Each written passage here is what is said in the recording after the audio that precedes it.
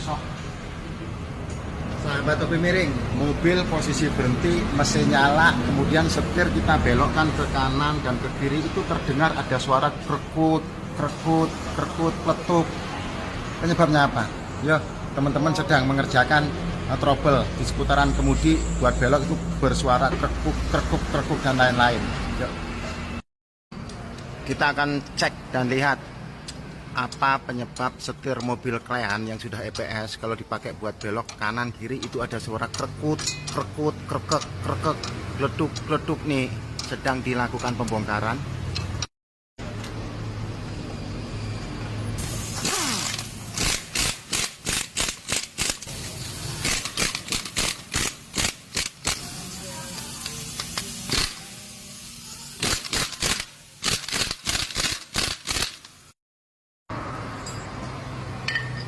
Nah, ini yang akan dibedah oleh teknisi kita. Di dalam situ ada bearing.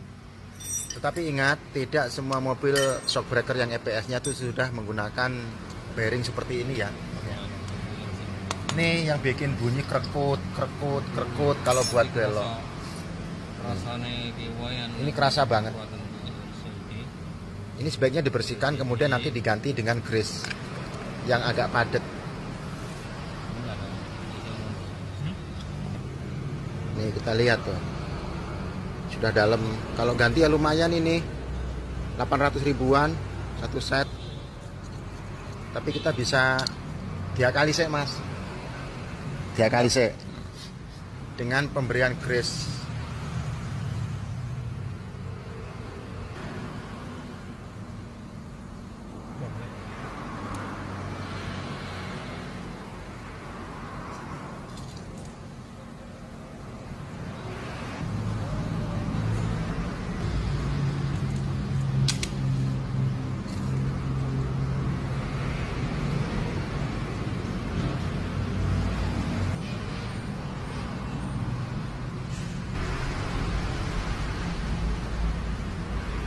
Dipasang, ditekan saja, ceklek.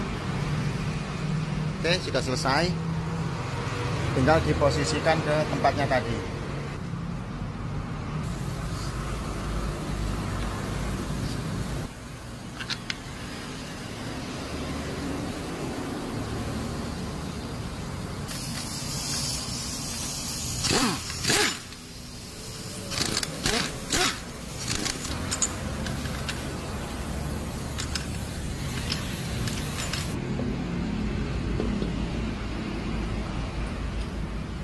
Lanjut